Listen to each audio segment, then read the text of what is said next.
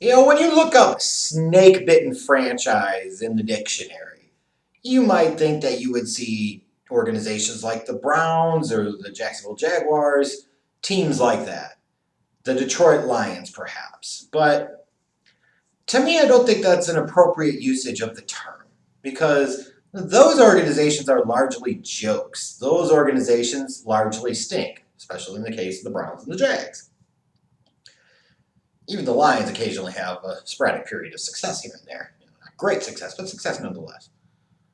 Well, to me, snake bitten is every time you seem to get in position, every time you're prepared to take that next step, every time you could do something big, something always happens. Kind of like that Murphy's Law type of mindset of if it can go wrong, it will. And when you talk about franchises where this holds true, I don't know if there's a more snake bitten franchise than the Los Angeles Chargers. It's fascinating. Like, even when you think about the fact that we don't call them the San Diego Chargers anymore. Like, there are video clips on here of me talking about the San Diego Chargers, and now they're the Los Angeles Chargers. That change did not happen that long ago, but even when it did, they still moved a year after the Rams did, so they could go from being the team in their town to being the second NFL team in a city that really doesn't care about them being there. Like, that's a type of snake bitten crap that just has to be absolutely, utterly frustrating for Chargers fans. And you looked at 2019 and you're thinking to yourself, hey, this could be something, hey, something good could happen. And then you realize you're staring down the barrel of this could be Philip Rivers' last season for this organization. And after 16 seasons, 14 as the unquestioned starter, is this the end of the road? Like, what is next? And you're thinking, okay, one last chance, one last push, one last run. Let's see what they can put together. Then, of course, there's the early season Melvin Gordon holdout. That's going to help everything. Then, of course, because we just couldn't leave it alone there, for a team that always seems to have bad injuries to key people at the wrong moments in time, Derwin James, their stud first round pick that fell to him pick 17 in 2018. It's like the football god said, you know what, screw you. Derwin James is going to get hurt and then only play 5 games. Every time you feel like this Chargers team can get in a position, something always seems to happen.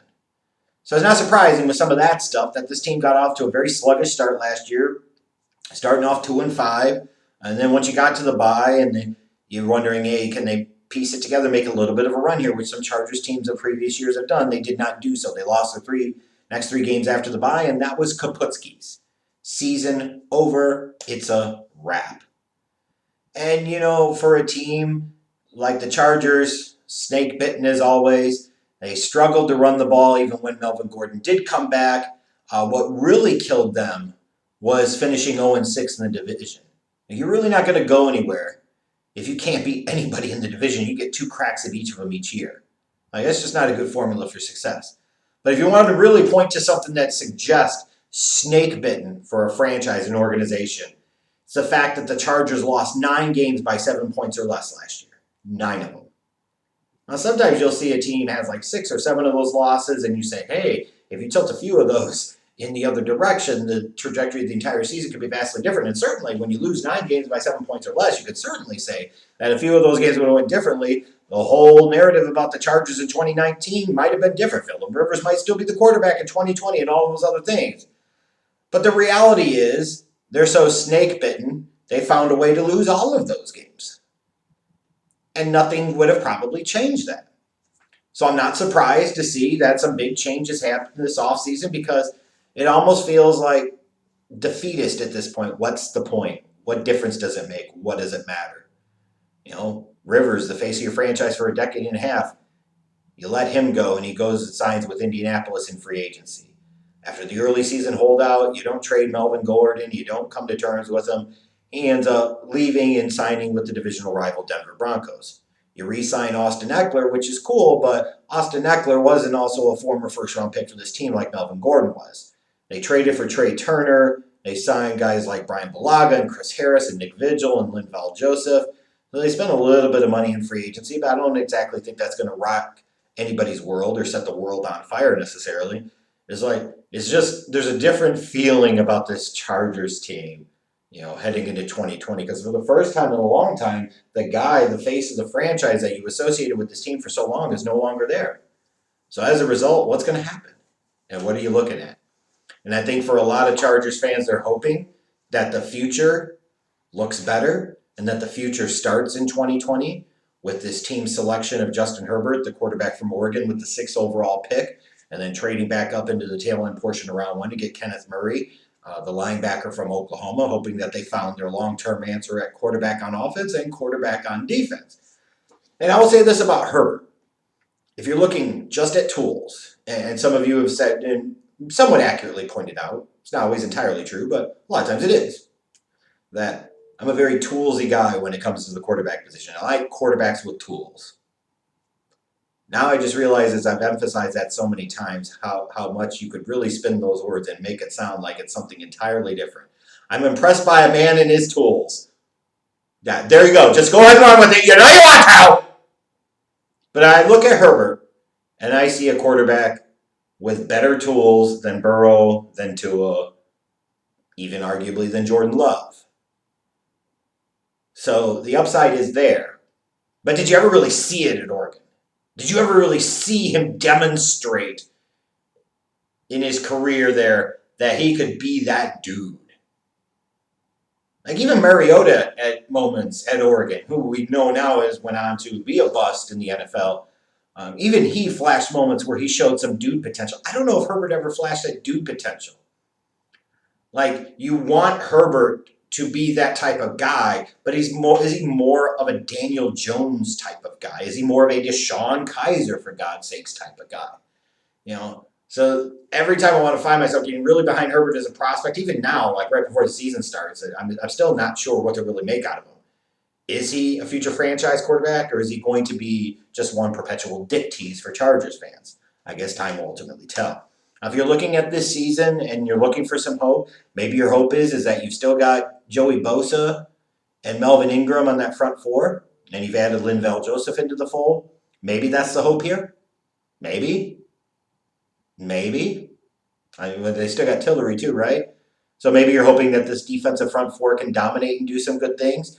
You do have to say offensively, whether it's Tyrod Taylor, who they brought in, or Herbert, eventually if he takes over, they've got a talented group of pass catchers there for that quarterback to work with, and Keenan Allen and Mike Williams and Eckler out of the backfield, and certainly Hunter Henry for whatever number of games he's actually going to be healthy in 2020.